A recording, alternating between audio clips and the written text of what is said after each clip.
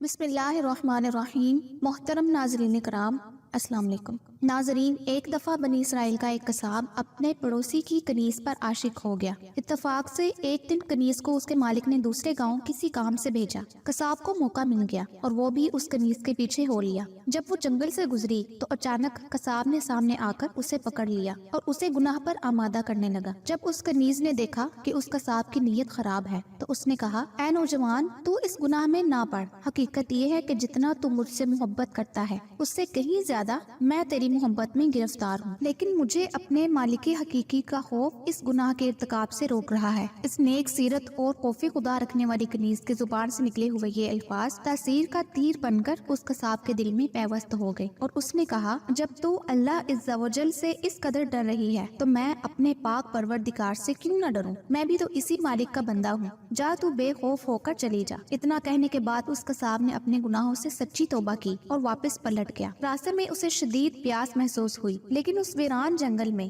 کہیں پانی کا دور دور تک کوئی نام و نشان نہ تھا۔ قریب تھا کہ گرمی اور پیاس کی شدت سے اس کا دم نکل جائے۔ اتنے میں اسے اس زمانے کے نبی کا ایک قاصد ملا۔ جب اس نے قصاب کی یہ حالت دیکھی تو پوچھا، تجھے کیا پریشانی ہے؟ قصاب نے کہا، مجھے سخت پیاس لگی ہے۔ یہ سن کر قاصد نے کہا، ہم دونوں مل کر دعا کرتے ہیں کہ اللہ عز و جل ہم پر اپنی رحمت کے بادل بھیجے اور ہمیں سیراب کرے یہاں تک کہ ہم اپنی بستی میں داخل ہو جائیں۔ قصاب نے جب یہ سنا تو کہنے لگا، میرے پاس تو کوئی ایسا نیک عمل نہیں جس کا وسیلہ دے کر دعا کروں۔ آپ نیک شخص ہیں، آپ ہی دعا فرمائیں۔ اس قاصد نے کہا، ٹھیک ہے، میں دعا کرتا ہوں، تم آمین کہنا۔ پھر قاصد نے دعا کرنا شروع کی اور وہ قصاب آمین کہتا رہا۔ تھوڑی ہی دیر میں بادل کے ایک ٹکڑے نے ان دونوں کو ڈھانپ لیا اور وہ بادل کا ٹکڑا ان پر سایہ فگن ہو کر ان کے ساتھ ساتھ چلتا رہا۔ جب وہ دونوں بستی میں پہنچے تو قصاب اپنے گھر کی جانب روانہ ہوا اور وہ قاصد اپنی منزل کی طرف جانے لگا۔ بادل بھی قصاب کے ساتھ ساتھ رہا۔ جب اس قاصد نے یہ ماجرا دیکھا تو قصاب کو بلایا اور کہنے لگا،